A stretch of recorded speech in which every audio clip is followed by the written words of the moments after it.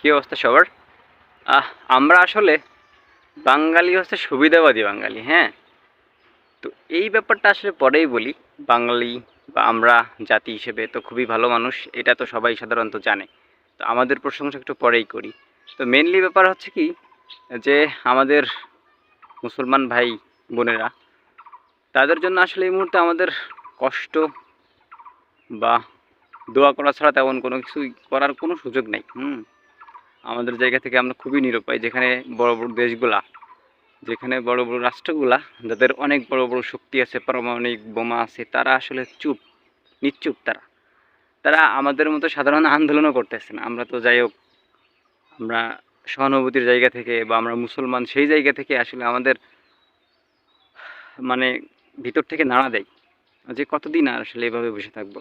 হুম যেখানে আসলে ছোট ছোট বাচ্চারা বা আপনি অনলাইনে যে ভিডিও ক্লিপগুলো দেখছেন, সেখানে হচ্ছে কিছু কিছু মসজিদের আজান, কিছু কিছু মানুষের ঘোষণা, আহ, একদম মানে করুণ সুরে এই আওয়াজগুলো যখন কানে আসে ভাই, একদম মানে ভিতর থেকে কান্না আসে। আর আপনি দেখবেন যখন আপনি এই আওয়াজ বা এই আজান যখন আপনি শুনবেন যে একটা ভাঙা গলায়, কাদা কাদা কাদা অবস্থায়, মানে একদমই করুণ অবস্থায় সে আজান দিচ্ছে, তখন আপনার গার লোম খাড়ায় যাবে। মানে তখন আপনি নিজের কন্ট্রোল করতে পারবেন না, হ্যাঁ, যে আসলে এদের কি পরিমাণ সাহায্য দরকার।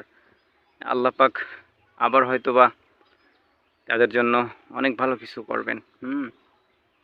তো তাদের জন্য আসলে অনেক বেশি দোয়া, এই ছোট ছোট ভাই বোন, হ্যাঁ, তারা আসলে এত কষ্টের ভিতর দিয়ে পার করতেছে। এই জালেমদের হাত থেকে তাদেরকে আল্লাহ তালা হেফাজত করুক, তাদেরকে আল্লাহ তালা মুক্তি দান করুক, হ্যাঁ। কারণ এই নমরুদ, হ্যাঁ, এই জালেমরা এত দিন ধরে তাদের উপরে অত্যাচার করতেছে, এটা আসলে অনেক কষ্টকর একটা বিষয়। এটা আসলে এইভাবে দু এক কথায় বইলে কোনোদিন বোঝানো যাবে না। এটার আবেগটা বা এটার যে এত কষ্টটা, এটা আসলে কোনোভাবেই আপনারা বোঝাতে পারবে না, হ্যাঁ।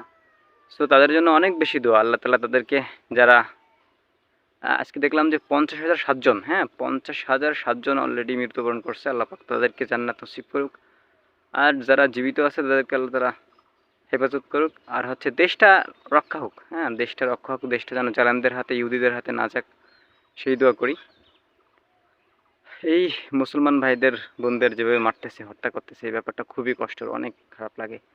আর এবার যদি বাংলাদেশের কথা বলি, আপনি দেখবেন যে বাংলাদেশের বিভিন্ন জায়গায় জায়গায় বিভিন্ন জেলাতে আজকে আন্দোলন হয়েছে। তো সেইখানে সবাই পতাকা কিনছে, হ্যাঁ, পতাকা কিনে সেই পতাকাগুলো প্রদর্শনী করছে বা তাদেরকে সংকেত দিয়েছে যে আমরা পক্ষে আছি।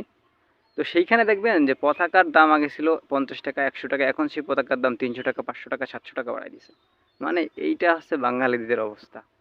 তো এই ব্যাপারটা আসলে সবার জায়গাতে বোঝা উচিত যে আসলে আমরা ব্যবসা করতে আসি নাই, আমরা তাদের পাশে থাকতে আইছি। সো সবাই এটা বুঝবেন এবং তাদের জন্য দোয়া করবেন।